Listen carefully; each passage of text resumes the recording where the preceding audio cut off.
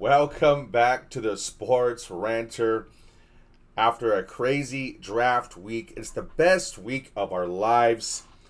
It may not be how our other people feel in our families, but it's okay. It really is the greatest week.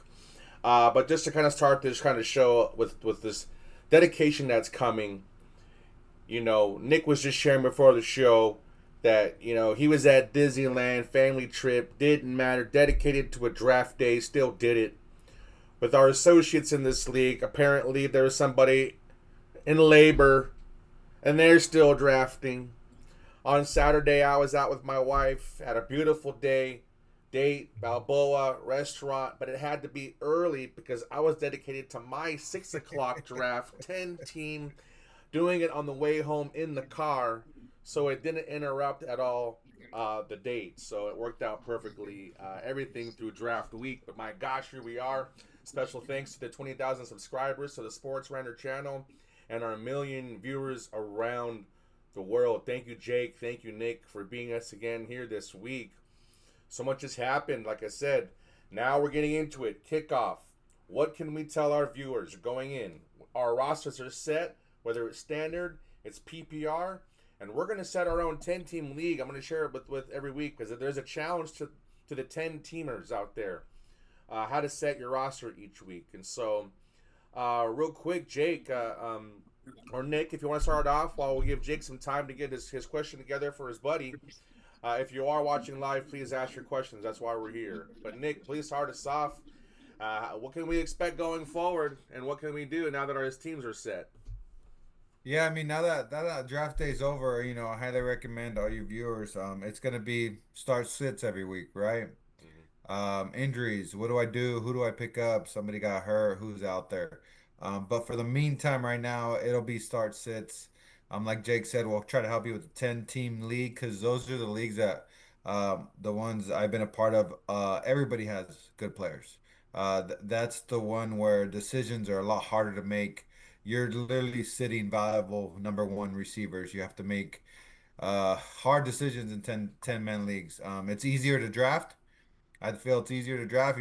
You're drafting a bunch of studs, and now it's harder to fill in your roster. Where a 12 team, I think it's a little harder to draft, a little easier to set your roster, only because you're a little thinner. You're maybe making a flex or two, start sits, but the few studs that you get up top, I mean, they're starting every week, so you don't have to decide that. Where in a 10 team, dude, your second rounder might sit. Like it just that's just how it works. Just because Oh, you got a lot of guys. You got a lot of guys with the great matchups. So again, it's a week to week basis, right? so I'm not saying he's stressful. gonna. Yeah, it's a week to week basis. So this matchup might look more juicy than another matchup, and so yeah, I encourage everybody, hit us up on the chat, like Ben said.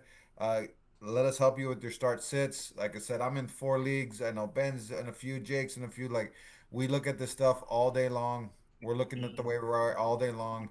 And yeah, we'll try to give you guys the best quality decision to make so that you guys can win your leagues just like all of us do and have done before. So, man, looking forward to another season and Mm, looking forward to another of those mm. headache decisions. And then we're all gonna be on Monday like, dang, I shoulda, coulda, woulda, and I didn't. So that's what makes it so fun, and I can't wait. Excellent, Jake. I appreciate you sharing with us that we're expanding and we're getting out there, and that's what we're doing, folks. We're just here to help you set your team so you can go back to your communities, to your friends, your family, and neighbors, and tell them to right because you are a fantasy master. That's why we're here. So, Jake, please, if you could tell us a little background, you got a buddy, got a situation. Let's start it off. What's the situation? What's your understanding of the situation? What can we do to help your man out? So my buddy, he's in a half point PPR. Quarterback scoring is the same as Nick Slate, where it's four points for passing touchdown, and obviously 6 points for rushing touchdown. So as his roster follows, let me go ahead and give you a. Let me go ahead and give you a. I'll just go ahead and read off his roster right now. So his main quarterback is Tua. Okay, few years ago, we'd all be excited about that. I'm no denier of that. But his running backs look pretty good. You got Jameer Gibbs and DeAndre Swift. I'm sorry, but he decided just with the PPR scoring to go Brock Bowers, Trey McBride, as his main pass catchers, which is great. So his receivers are as follows: you got DK Metcalf, you got Debo Samuel, and then you got Hollywood Brown, and then you got some of your bench players and all that.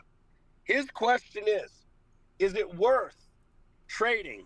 Are you going to get enough? Are you going to get enough points from your Trey McBride, Brock Bowers stack to give up DK Metcalf? Because that's his other pass catcher, DK Metcalf. All right, to give up DK Metcalf for Joe Burrow. So you're gonna take out Tua, and you're gonna get Joe Burrow, but you're giving up DK Metcalf in that situation. So my initial and still current is yeah, I'm giving up Tua to get Joe Burrow and giving up DK Metcalf.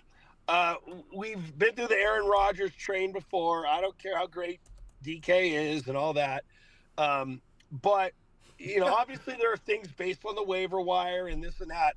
But Joe Burrow, he's got the weapons. He's going to throw 4 or 5 touchdowns a game at least 10 times a year. And you got your starting quarterback that right now in Tua that is one concussion away from retiring.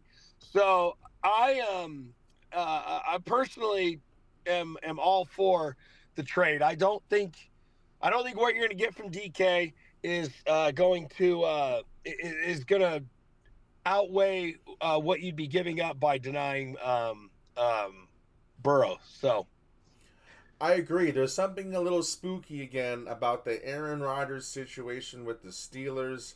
It doesn't seem to be a savior type, turn things around type of move like it was supposed to be for the Jets a couple years ago, right? It was supposed to be amazing.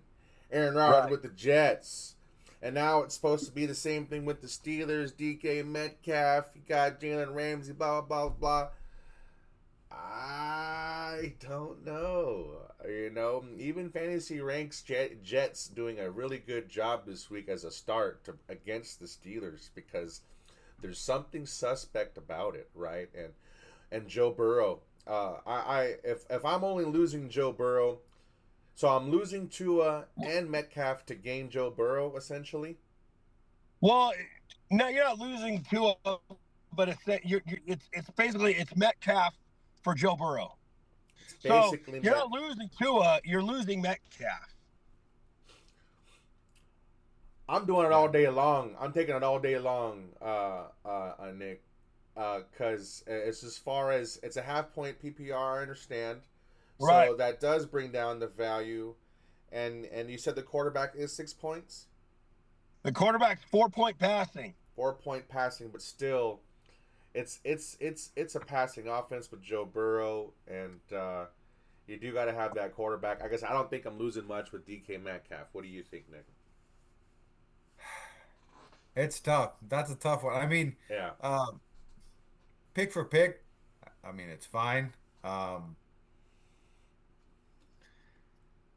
Yeah, it's just tough. He's leaving himself super thin at receiver. Well, let me tell you, I want to bring up one thing.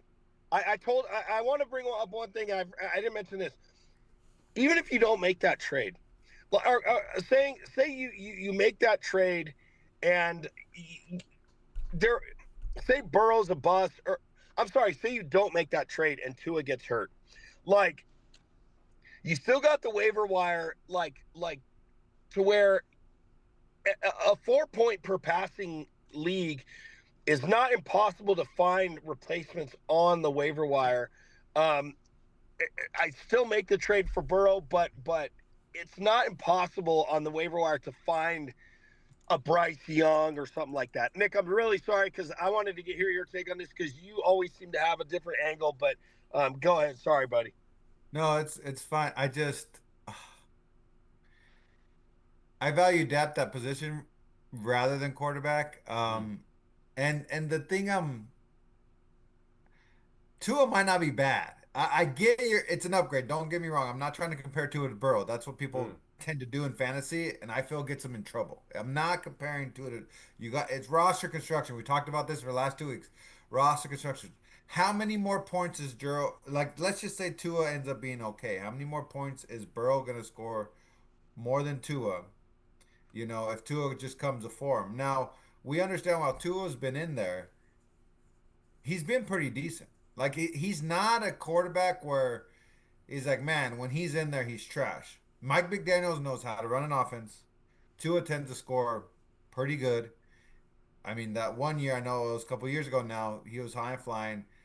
Huge risk, I get it. Like he's one hit away from his 85th concussion, and that's the risk with him. But I don't know. I just how many I don't know why we're trading quarterbacks. How many quarterbacks were taken in this league? Who Mm. does the I want to know like who do the other team have? Like Interesting. why is he getting rid of Burrow? Did he draft two quarterbacks? And who's One, the other quarterbacks? Like is there not somebody? I mean, honestly, I think one of the guys auto drafted and ended up with a lot of quarterbacks or some shit like or okay, something. so that's what's weird to me is like it's this is such an unorthodox trade because it doesn't. If you went and got Burrow, you're not putting him on the trading block, and that doesn't make sense. And then why do you want DK? Honestly, Right. I would ask for more. I would ask for more if that was the other guy. So being your friend and all he wants is DK, do it because I think he's not asking for enough in my Right. mind. You like he should be getting way more than DK than for Joe Burrow. So Right. in that instance, I would do it, but at the same time, I'm like scratching my head. Is like, why is this trade even on the table? Like, what happened in this draft? Like, how many quarter? Why does he only have Tua?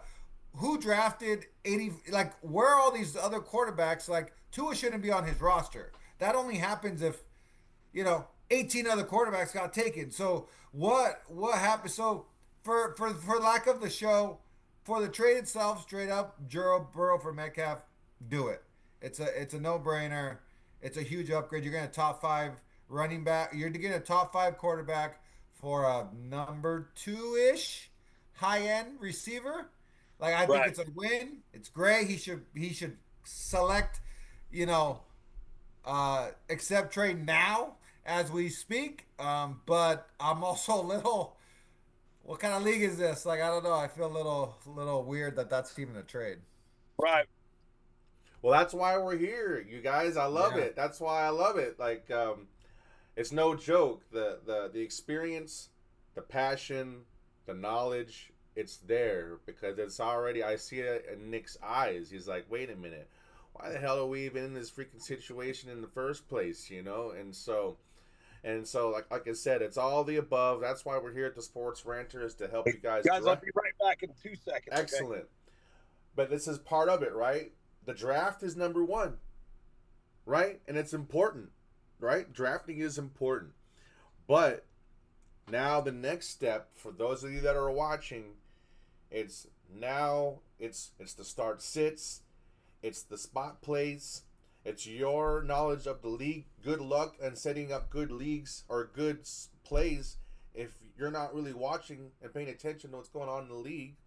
So I know it is hard. We all have lives, we all have families. We don't want to give up our lives for this, but I do suggest have a little bit of knowledge, watch some highlights, figure out who you think is balling this season. That way you can set your lineup correctly. But if you don't have that much time, join us here at the Sports Rancher. We'll fill you in because, like I said, we got standard leagues, PPR leagues, 10-team leagues. That's right, Seth. It's ridiculous, and I think that's how we're gonna do it. We're gonna help the other host. The other host and the viewers are gonna help me set my 10-team league. I've just barely getting the championship. I'm creeping at it. And only the 4 get the playoffs out of 10, Yeah. Yeah. right? Uh-huh. And so I've been creeping at it, but there's something that I'm missing. So maybe we can talk about that here in our show as a segment, and we'll pull that up. So anyways, anything that you see, Nick, going forward? Is there anything that you see value in with the Adam Thielen trade, for that him going to Minnesota, filling with it?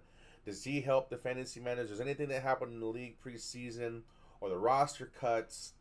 Is there anything out there that you think is significant that fantasy owners can take advantage of. I'm already making waiver wire moves. I picked the defense, but then I'm like, wait a minute, there's a good one sitting there. As far as we went over the state of the franchise, right? Some of these defenses didn't really make too much change, so it's like, I'm gonna choose that. So, what do you see, Nick, going forward, in your perspective of the league? I mean, yeah, I mean, it's just every year, there's just a lot of unknowns. I feel this year in particular, um, more than other years, I feel rookies are going to have a bigger impact this year than in previous years. Um, Wow. we had a couple rookie disappointments last year. Marvin Harrison Jr., which I think will bounce back. We thought we were going to have a little bit more rookie impact. But man, the amount of rookie running backs that are getting drafted, even late, like through 11, like I think it was just way more than I've remembered in the past. So we've talked about this whole running back coming back to life, right? In the last few years. Um, obviously Aston Genty in the first round in most leagues. If he didn't go, he's early second. But I mean, in most leagues, it's first round. Omarion Hampton wasn't far behind him. You got R.J. Harvey. You got Jaden Blue from Dallas. You got the Steeler, uh, what's his the Steeler running back? You, Caleb Johnson. Caleb Johnson, yeah, sorry. There's just so many of these rookie running backs and we know that's one of the easiest positions to come in and transition to. So that's what I see as this year's trend is, we have a couple rookie receivers too. Mm. Obviously, the one in the Panthers, McMillan, but yeah, just resurgence of the running back. We were talking about the existing running back, but I don't think we talked enough about the rookie running backs and that adding to this resurgence of fantasy running backs and how I mean in our draft eight running backs in the first round that reminds me of a 2008 draft, not a 2025 PPR draft. So I feel that trend. I think there's gonna be a few league winners there with whoever I don't know who it's gonna be, but maybe the RJ Harvey owner or these type of running backs that Ooh. no one, we know of them, but do we really know they're gonna run for 1,600 yards and 12 touchdowns? I feel like one of these rookies is going to go off, and I think that might be a league winner. If you get one of these rookies that you drafted in the sixth, seventh, eighth round, he ends up being a starter, or the starter gets hurt and he just runs with it. That's I feel it. That's the trend I see happening. Rookie running backs gonna be a big decision maker in fantasy this year. Excellent, Jake. We were mentioning as you skipped out real quick. Obviously, there's the draft, which is very important. How you draft, how you structure your team. But now it's the start sits. It's your spot plays. It's how you see the field. So after this year and all your drafts are done, what do you see this year that you think our viewers can look at that's really going to help them gain an edge? God, what after everything, my God. The first thing is, as far as gaining an edge, don't panic about your roster. After week one, that guy that was supposed to, be the guy, that rookie, or that that guy that was supposed to be the guy. Remember, and I say this, I've said this every year for the last few years now. Ever since they've gone to 3 preseason games, I feel like it takes teams an extra week or two to start really warming up to that in-season, running on all cylinders, game plan kind of mode. You are going to have guys. If you're a guy that drafted, for example, Omarion Hampton is perfect example. ADP of about 4th round or whatever. A lot of people took him. A lot of people took him as an RB1, the guys that went receiver and or took a quarterback early. Najee Harris is not a bad running back. Najee Harris is now running behind the best O-line that he has had his entire career. They did not bring Najee Harris in to not use him. So just because they drafted him first round and there's all this hype, you may not see Omari and Hampton go off for the first few weeks. It's the exact same thing as Jameer Gibbs and David Montgomery. Don't panic on that though. Just because he doesn't get you that 4-0 start that you wanted, doesn't mean he's not going to be a league winner for you at the end of the year. At the end of the year, sorry about that. But as Nick was talking, the resurgence of running backs in the snap, and I just feel like teams nowadays, it's a lot easier to find value in these later round rookie running backs because I don't know. The new thing in the NFL now is just, hey, we're going to use these running backs while they're cheap. We don't need a guy like Barry Sanders or Emmitt Smith or LaDainian Tomlinson to come in and be the whole identity of the offense based on their pure talent, skill, and agility. We're going to use this guy, as a plug and play here, and this guy as a plug and play here. So you're getting a lot more running backs nowadays. Guys that are specialty guys that can be real assets, real values. So just pay attention to the first few weeks. What guys are getting the starts, what guys are getting the the touches. I just saw today, I think on Sleeper app, Caleb Johnson, this big high touted rookie, is listed as the RB3, on the Steelers depth charts. And it's like, oh my God, I drafted this guy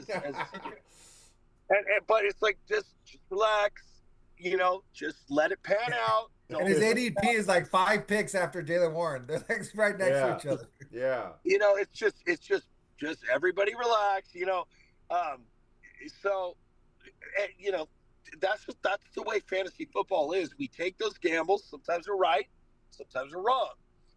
The other thing is, and this has always been my downfall, a la T. Higgins, is you need to stay water. You need to be able to adjust, not have recency bias. Like you can't say, "Oh, this guy burned me a few years ago, and so I'm never going to touch him again."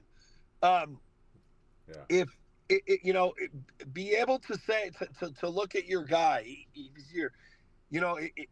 if he's your Ashton Genty, and you look at the Raiders through 3 weeks, and it's like this offense just doesn't have it together, man. Like the guy, there's no production, whatever. I spent such a high round draft pick on him. Be willing to trade him away while his value is still good. Don't hold on to him because, well, that's my first round pick, and I won't give him up for anything less than Saquon Barkley. Man, maybe throw in a tight end like a David Njoku, because that was my first round pick. And the value of your picks, the value of the picks on your team are gone now. They are all gone. Amen. Nobody is viewing anybody as a value of anything until based on where you pick them, where you reach to pick them. It's all what they show on the field now. And so it's like, don't be afraid to move away from some of those guys. That's all I can say, Hey, I just want to piggyback on that real quick, Ben. So that just reminds me a couple years ago. I forget who I was willing to offer. I wish I remembered, but I know who I was trying to trade for. I was trying to trade for Najee Harris, okay, because he started off slow, and I'm like, you know what? I think he's gonna bounce back. So I offered the guy, and I'm fair, a decent deal, and he was like you, Jake, back then when Najee was the first round pick, or maybe early second. He's like, I can't give you that. I said, why? I said, oh, because I drafted him in the second round or whatever. I was like, yeah, but that's not his value now. He's scoring you 8 points a game. Like, I'm not gonna give you my second round pick or my first round pick for yours. That makes no sense. And I was offering him 2-for-1. I was like, I'm giving you depth for your underperforming RB1, and I'm the one taking the risk, not you. I'm taking the risk because he hasn't shown it yet. He hasn't proved it yet. I'm banking on, so if his value that you think he's gonna explode later on, you can't do that in the trade. Well, he denied my trade, and thank God he did. I mean, good for him, or good for me, because I would have screwed myself. I would have absolutely screwed myself. But because, like Jake was saying, oh, I needed this round value because that's what I drafted. Dude, that's gone. Throw that out the window. You got to look at your production, especially once 3, 4, 5, 6 weeks have gone on the board. That value is what that player is producing. Maybe a little bit potential, but you can't make it his value is all the potential and where you drafted him versus what he's actually producing, especially once people see him for 4 straight weeks. You can't just add value to him because you drafted him in the second round. It's like, no, he's not a second round pick anymore, guy. He's not performing. Get what you can get with him. I was willing to give him depth for it. He would have got a 2-for-1. His team would have been better than mine throughout the season if he would have made that trade. But because he wanted second round value, he didn't make it, and thank God he didn't because my team ended up being better. I really like what Jake says is to not panic because panic mode has always been a theme in our leagues, because it's very, very true. And I'm not going to lie, I'm guilty of it. As soon as I'm done drafting, you're right, all the value goes away. But then you set after you're done bugging the commissioner to set the lineups and it's finally set, you stare at it forever, and you look at it. Am I really happy? Am I really happy with my number 2 running back, right? And then you start going through all the motions. He's like, you know what? Let me just see. I got some depth. I got some receivers. Maybe I can improve it now. And I've been guilty of doing that in the past where all of a sudden this guy, you don't like that there's a tandem in the running back field and you trade him away for something better. And oops, you should have never have done that. You should have never have done it, And so panic mode is something real. I believe in the spot play because I've always been very stubborn as a fantasy manager. I'm going with my guys. I'm drafting my guys, and that's who I'm going to beat you with. And it doesn't always pan out when there's something better sitting there. So take the time and figure out, and don't be stubborn necessarily. There might be something good, a really good quarterback, a trending quarterback who's going up against a bad defense and a bad secondary. There might be something trending. There might be the number 1 kicker just sitting there on the waiver wire. No one's paying attention. You should never be fully happy with your roster. That's how I'm activated as a fantasy manager. Even though I drafted, even though I have my guys, I'm always looking for a way to improve my roster every week. Whether it be a trade, whether it be waiver wires, and whether or not the value shows up on your bench. That's my favorite part of the first few weeks. Is if the value shows up on your bench, and now you're able to play some ball. Now you're able to throw some things out there for people whose their bench didn't really pan out, And so, always be open, always be willing to improve your roster every week, and that's going to give you that edge to get into the playoffs if you're in leagues like us, where it's so competitive, and it's going to come down to the last game. It's all these moves stacked up all year long that's going to make the difference for you to get into the show. Because once you're in the show, you got a chance. Right, Jake? Oh, yeah. All you got to do is get into them playoffs, And, how you start out in the year is always a big thing.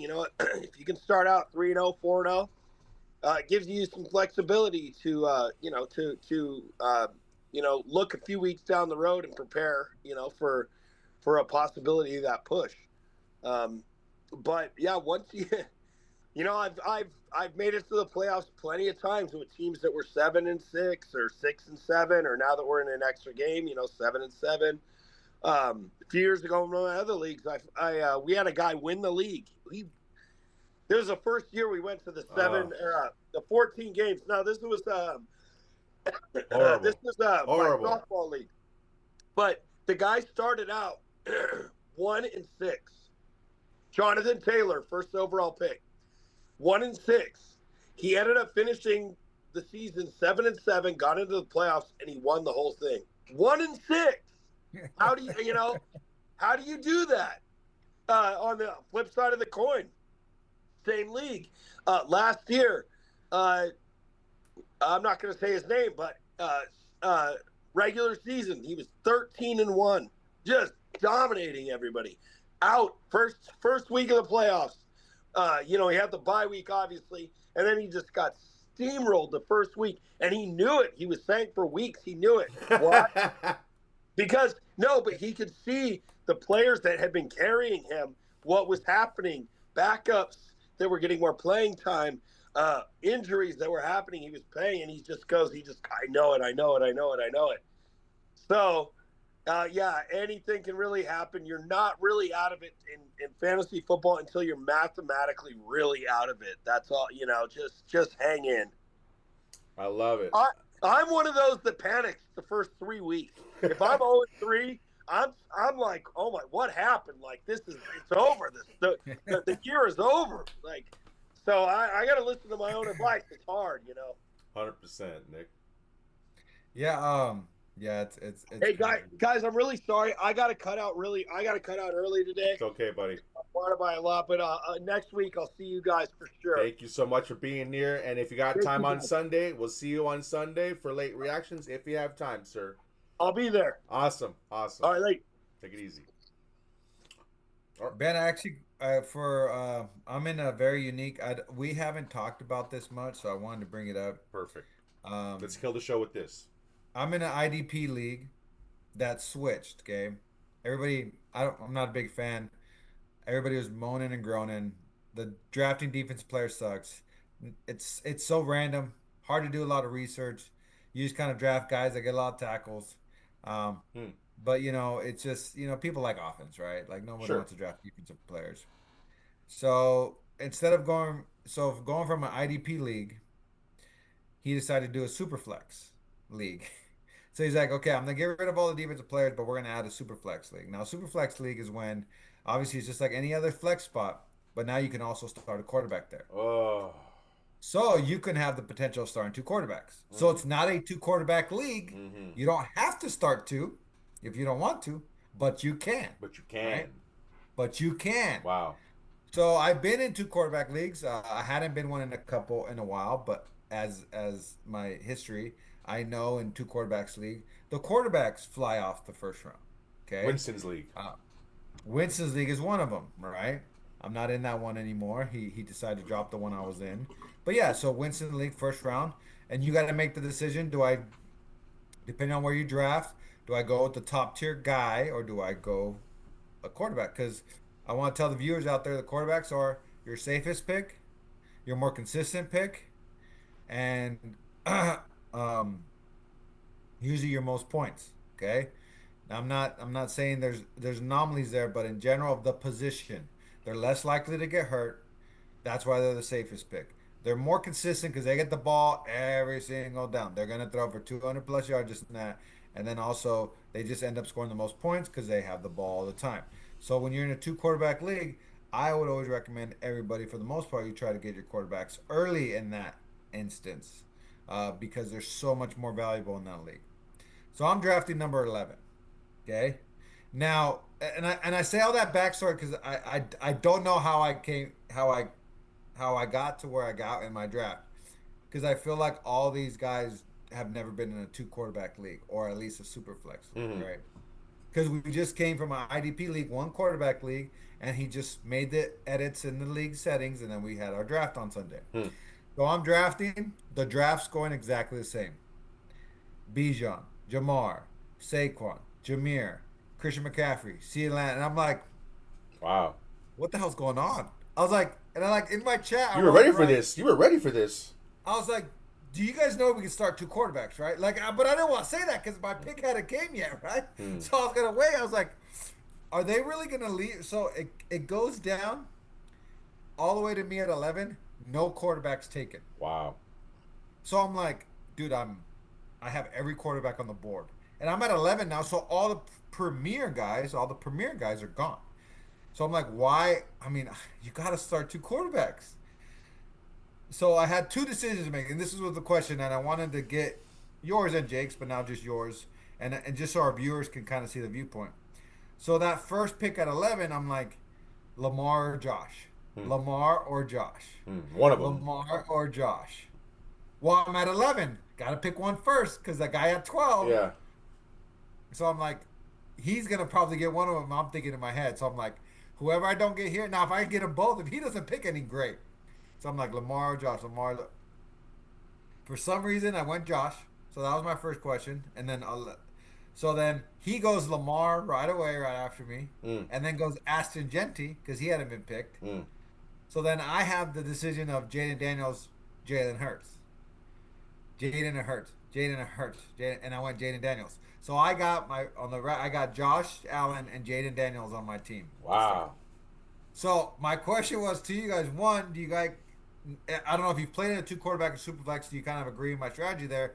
And two, whether you do or not, did I pick the two right quarterbacks? Should I have gone Lamar, Jalen Hurts, or what mix of those four quarterbacks? Because I'm not going. So Mm. I'm gonna the fifth quarterback's Joe Burrow. I'm not going Joe Burrow only because of injury and he's no rushing upside. Okay, so for our viewers out there, you want the rushing upside. The rushing upside is the huge advantage in fantasy, especially if you're starting two quarterbacks.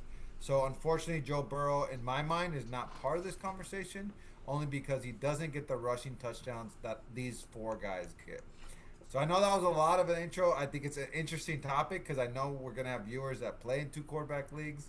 So I'll let you I answer got that. you on it. Uh, for number one, with the strategy that you're going with, if that's what you're going with, Josh Allen, I believe, is the better pick over Lamar. There's just something brewing with Josh Allen, and I really am behind this guy. And he's just making those strides more so, I think, than Lamar. And so I really like that. And then secondly, with Jaden or Jaden Hurts. Daniels, the only thing with Jalen Daniels, yes, it looks great, and even the running backs I think look great in the offense. It's just that second year, kind of like Stroud that everyone's talking about, right? Does he fall off? While Hurts, they're still doing the tush push. There's still no slowing down. So in that case, if I'm still going that, I probably would have went with Hurts, if that's the case. But if that's the case, in my strategy, I'm absolutely am not going quarterback at all in a double quarterback No league. way! No I way! totally understand the No way! concept, but it's the same reason why I go late in a regular league. So if you even add another one, great, good. Take the guy like because you're. I'm gonna say that your argument proves my argument. The quarterbacks are safe. They make the most points. There's more of them across the league. You're gonna find a quarterback that's gonna give you the consistently 20 points if you construct your roster the other way, right? I don't give a damn. Give me, But but at the end of the first, all your I mean, Genty's there. That was it. Josh Jacobs. Maybe Nico was still there, but Bucky Irving, Brian Johnson, Brian Thomas Jr. I'm not talking about getting sparkly because I've been in Winston's league. I've gone the stud players. yeah, So I don't always go, but that's why it kind of depends how your draft is going. If the first eight quarterbacks are off the board right away, yeah, you're going position player. Don't draft, you know, Baker Mayfield, even though I love the guy, or Bo Nix, number 8 overall. No, go get you know Jamar Chase or whoever's still there, Barkley, or because there's if they're all going quarterback, you have those studs there.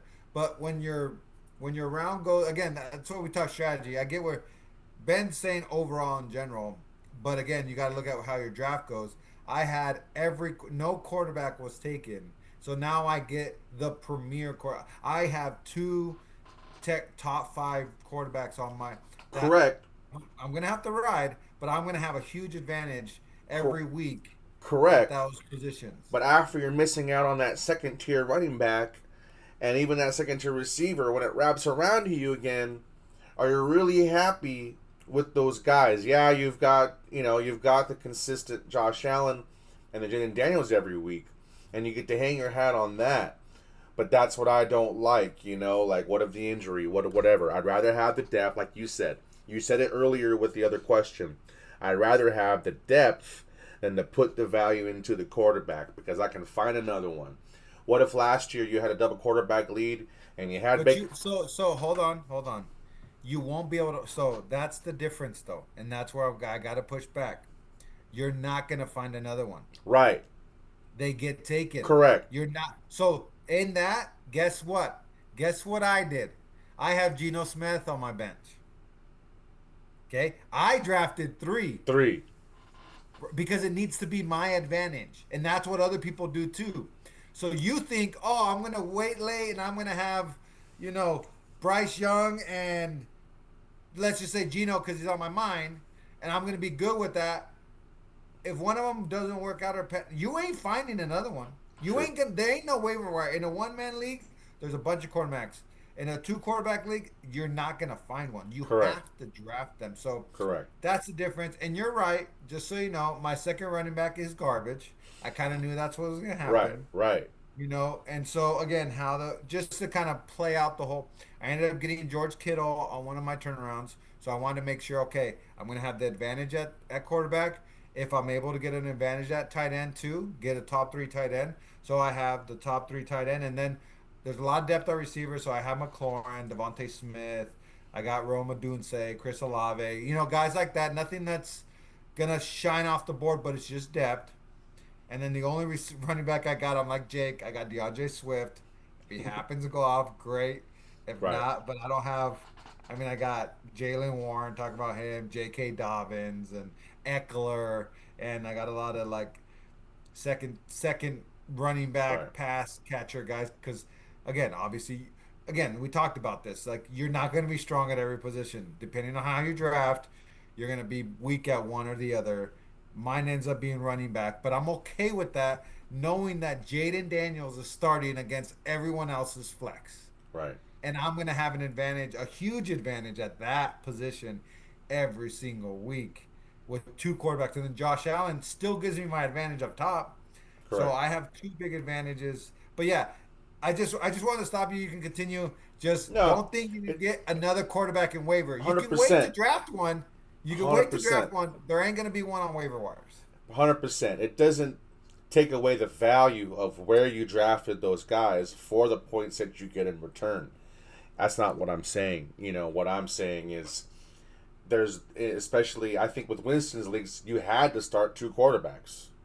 It was a 2 Correct. It was a 2 Correct. quarter league. So that was the difference as well. Where this one That is different. that you don't have to, but it's so intriguing. Like, why would you not want to start 2 quarterbacks? And it's just like, you know, and so I think you're okay. You know, we'll see. You know, Oh, but we'll see. I mean, you we'll know, see. we'll see what happens. But I think that's awesome show to cover all the things that we think about. You know, going into the season as fantasy managers, whether it's standard PPR, 10 team, 2 quarterback, guys, we got it all for you right here at the Sports Ranter every Tuesday before you set your lineups before the waiver wires. It's gonna get real hot here right with the start and sits. Next week we'll start doing my 10-team lineup.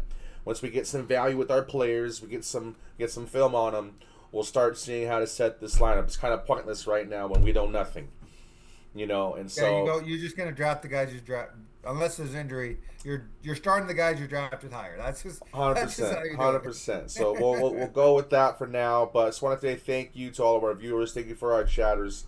Thank you once again to our hosts Nick and Jake for joining us again here today. And with that said, until next time, next week, right? So, Sunday. Oh, Don't forget about that's Sunday. right. And we're gonna revamp a new show, small show on Sundays after the late afternoon games before Sunday Night Football.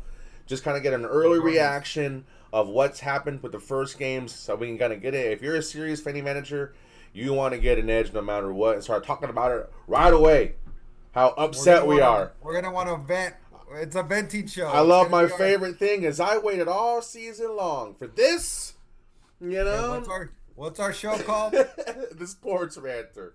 That's what's gonna happen on Sunday, guys. Join us today. Tuesdays will be more of our analytics show. Sunday's gonna be where we rant. So join us on Sunday. Have fun with us. Let's rant about how our teams either suck or destroyed everyone else. So come join us on Sunday. Peace be the journey. One love. Have a good day, guys. Thanks, Nick. Later. Nice. Very good. Very good. Good stuff. Gotta run, Nick. Gotta go to work. We'll talk. Hold on a second. never stop, I'll get it if I want it.